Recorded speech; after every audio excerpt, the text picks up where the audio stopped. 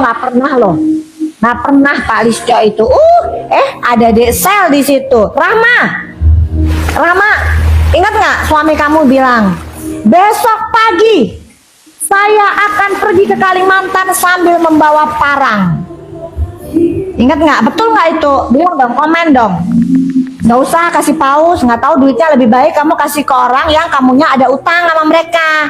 Jangan ke Doktif, ya, jangan. Doktif nggak mau uang kamu, ya. Doktif nggak mau uang kamu, nggak usah. Kalau perlu diblok aja gift dari dia, nggak usah. Doktif nggak mau uang dari kamu, ya. Nggak usah kasih gift ke Doktif. Kamu selesain dulu urusannya kamu. Kamu kalau ada utang diberesin, kalau ada utang, ya. Itu diberesin dulu, nggak usah sok-sokan ngasih sama Doktif, nggak butuh. Ganti tuh resellernya, yang ada di reseller tarikin gitu. Atau kalau enggak, kalau yang sudah kan kamu sendiri ngaku, ya kan? Kamu ngaku iya produk ini nih overclaim, terus kamu tarik dong, Rahma sayang, gitu. Jangan kamu korbankan masyarakat. Ikutin tuh seperti Cindy Samuel tuh, dia tarikin semua dari resellernya, ya.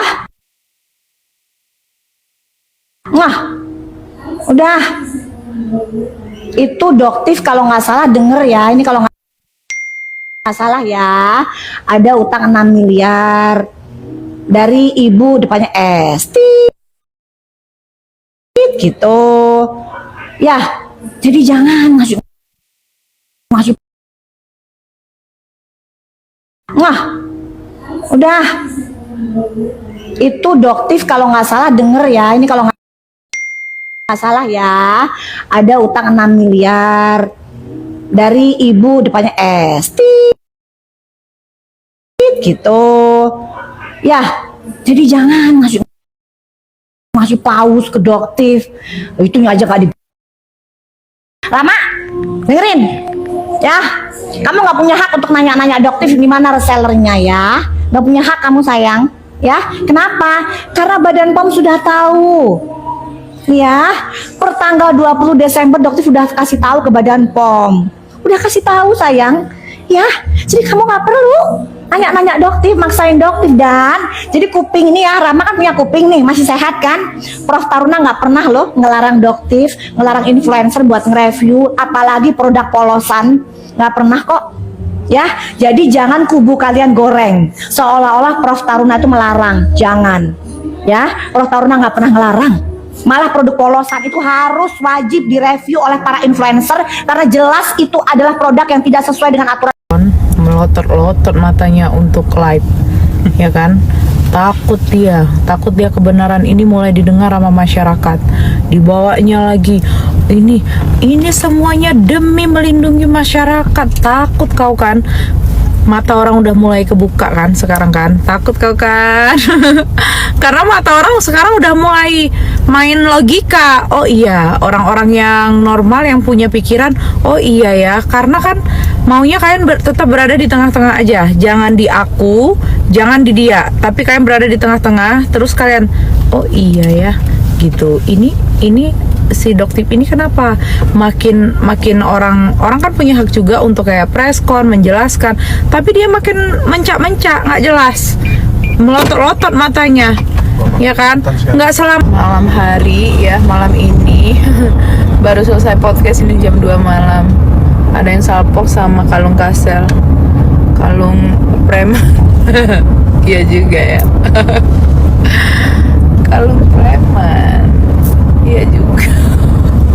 Kok kepikiran pakai kalung ini hari ini? Ya memang ya lo kayak preman pula.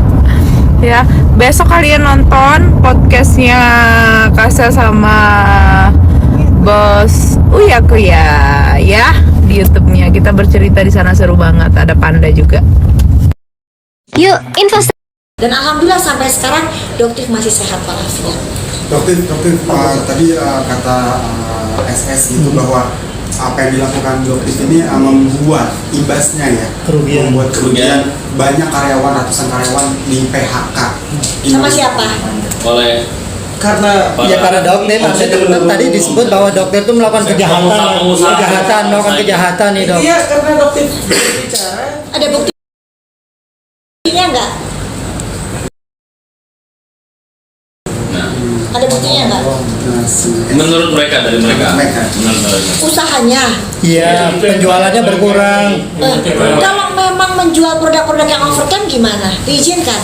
Boleh. Terus menipu masyarakat? Boleh. Saya tanyakan kembali ke kalian, boleh? enggak. Ya udah itu jawabannya. Jadi kalau ingin menjual produk skincare, ya jual lagi produk yang benar. Jangan menjual produk yang overclaim, jangan korbankan masyarakat yang nggak ngerti apa-apa. Gitu. Jangan juga menyalahkan anak buah. Jangan menyalahkan karyawan. Kalau produk kalian bagus, karyawannya juga akan selamat kok, nggak ada masalah. Coba kita lihat misalnya brand something, brand dari China, Skintific, nggak ada masalah tuh produknya.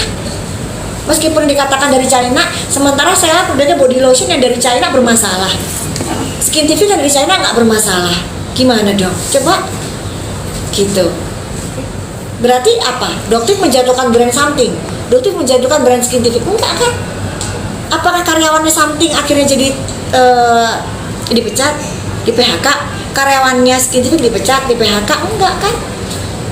Gitu. Lalu kata klaim dari sana juga, apakah dokter melakukan ini bukan karena apa ya?